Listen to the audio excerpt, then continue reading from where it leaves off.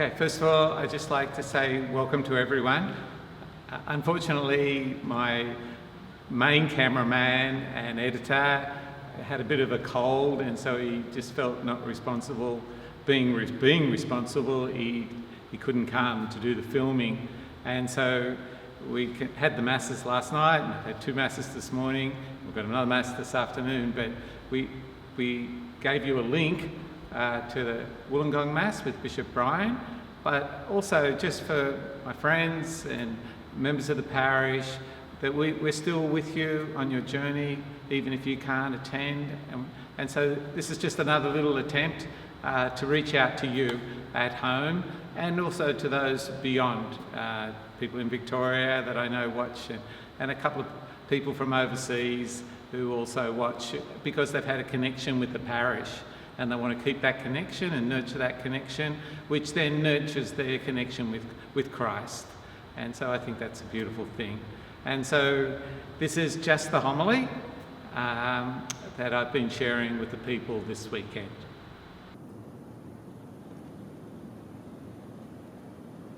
So I hope you've read the readings, and they're beautiful, beautiful readings.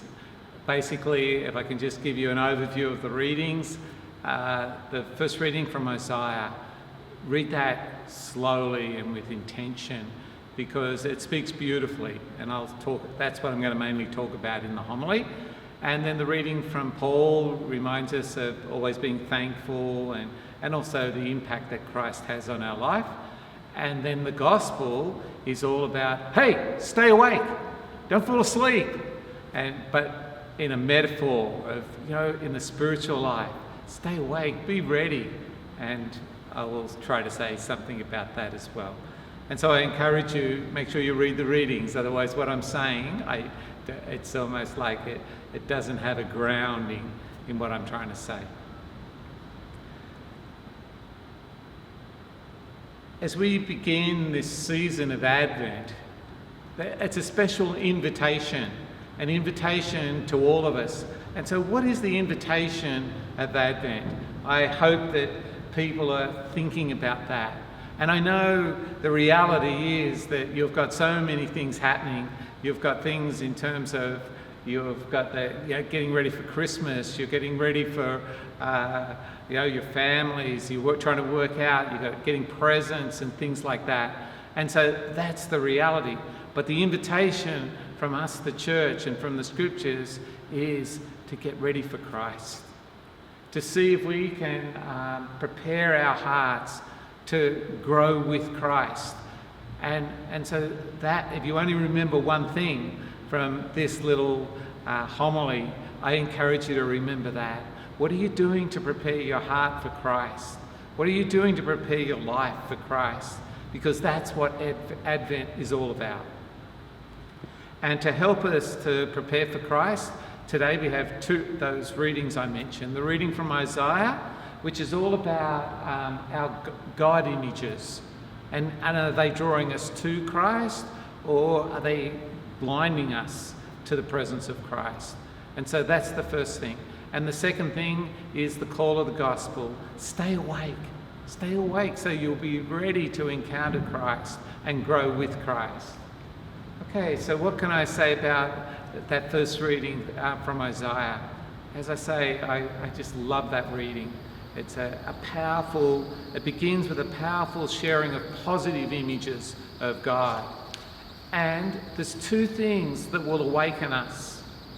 2 things will wake you up in life. One is joy and love, and the other is pain. And Isaiah wrestles with images of God that are connected to joy and life and love, and he reflects on images of pain with the purpose of to try to awaken us to be able to encounter our God. And especially we come to know God most fully through Jesus Christ. And so we're preparing for that encounter with Christmas. And so at the start, Isaiah talks about God as our Father and God as the Redeemer. And if only we could connect to those 2 images, They would draw us towards God. But then Isaiah also uses a series of images that awaken us to our pain. And he actually uses 4 images. I will share 3 of them. If you can just connect to one, I think it would be worthwhile. And let that one image awaken you to your journey with God. Maybe it's the positive of God as Father and God as Redeemer, or one of the 3 negative images that I will share. Or the final image that Isaiah shares is the image of God as Father and Potter, who's shaping us and moulding us. And maybe that's the image that awakens your heart and awakens you to be able to be ready and prepared to encounter Christ. Okay, so what are these 3 negative images of pain that Isaiah shares? And the first is he talks about being lost, losing our way. And so what he wants you to do, he wants you to feel that in your life. And I was reflecting on this, and for us in modern times, I don't think we have the experience of getting lost as much as we used to, because we just pull out our phone and type in Google Maps, and Google Maps will tell you where you are and where you want to go. But we know the experience of being lost, I hope. I remember when I first came to Sydney, and I actually had a GPS in the car, and I had to go to the city for something, and I was lost in the middle of the city, even with my GPS. It was just making me go round and round in circles. Obviously it hadn't been updated, and with all the one-way streets that are in Sydney and trying to find my way through that city, it was so frustrating and so annoying, and eventually I was able to get out of the rabbit warren and find my way home. But I'm sure we've had other experiences in our lives, and Isaiah's saying, connect to those experiences of being lost.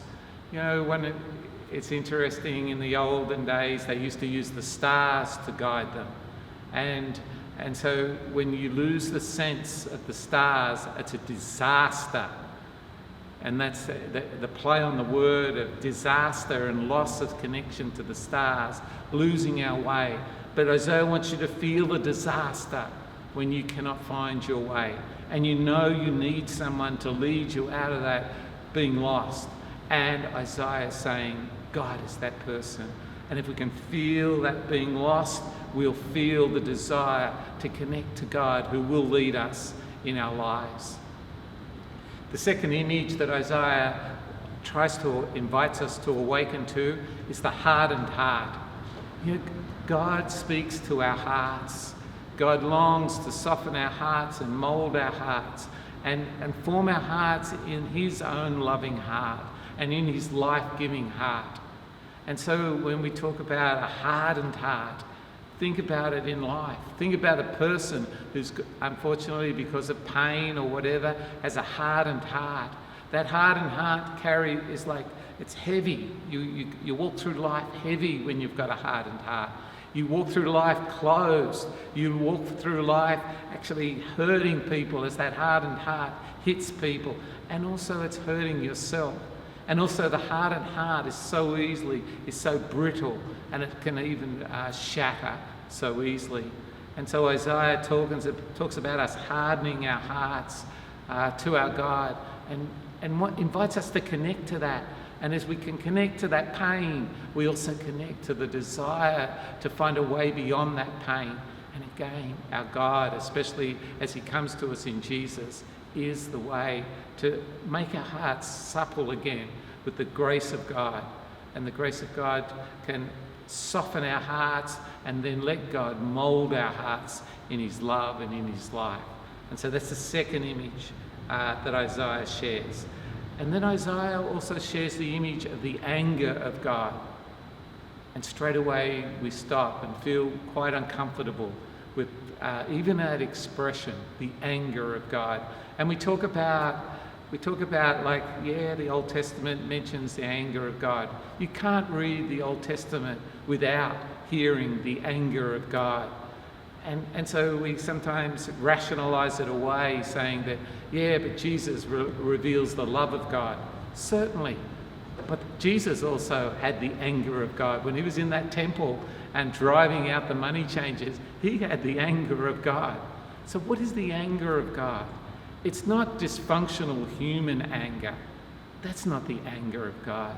The anger of God is the passion of God for the good, the true, and the beautiful. If you're on fire with a love and a passion for righteousness and for goodness and for truth, then you will have the anger of God. So it's an anger that is a passion for righteousness. And it's not sort of a dysfunctional human anger that reverts to violence and revenge and many other things. It's an anger of God that is calling us to God. And our sin can so easily block us. And the anger of God is awakening us. Is it awakening us to our sinfulness, awakening us to the love and the life that God longs to share with us? And so Isaiah talks about that. He talks about the anger of God when we're locked into our sinfulness. And I think it's a beautiful image that I invite us to connect to in this journey of Advent towards, so that we open ourselves more and more to the presence of God in Christ, in Jesus Christ, born among us as one like us in all things but sin. And then the last image that Isaiah finishes with is that positive image again of God as Father and God as the potter, who's moulding our hearts and leading our hearts to his love and his life. And to realise that the way in which this connection to God becomes even more tangible is always in Jesus Christ. And so I just really hope and pray that as we go on this Advent journey, that as well as all the things for family and celebrations and all those dimensions that are important, it also prepares us to encounter Jesus Christ, especially as he comes to us as the child in the manger. And just one more point. I've already tried to say too many things, but if you could hold one, it's worthwhile. But also during Advent, we will use the Advent Wreath. And that Advent Wreath is again trying to help us to do what the gospel says. Awaken, wake up to what's being offered, what's in front of us, and wake up to the things that are hurting us and destroying us, our sin and things like that. And so, but today we light the candle of hope, and the candle of hope is a quality we need. And I just make one point about the candle of hope. One thing about hope. Hope is not optimism. Optimism's good. Optimism is wishful thinking and focusing on the good rather than the bad. But that's not hope. Hope is always grounded in a person, is grounded in experience. And for us, hope is grounded in our God. It's grounded in the way that our God has reached out and walked with us, and especially as it's revealed to us in the scriptures. And that's where our hope is, and that's what generates our hope. When we can connect to how God has loved us and called us, and no matter how we respond, God keeps reaching out. And there's the ground of our hope. A hope grounded in what God has done and what God says to us. And so I really encourage us to find hope. We need hope to steer us through when we get lost, to soften our hearts, and to help us to turn away from our sin, which seems overwhelming at different times. And so don't forget, the whole purpose of Advent is to prepare for Christ. I encourage us maybe to use the images of Isaiah to awaken us to the pain and awaken us to the invitation of love and life that God's giving us. And I also encourage us to connect to hope, which will also lead us to Christ. And so here I just finished for a few moments inviting you to reflect on and pray about some of the things that I've been sharing as it's shared with you on that little screen that's either there or up there on the side. And it's just a way of sort of trying to pull together all the things that I've been sharing with you.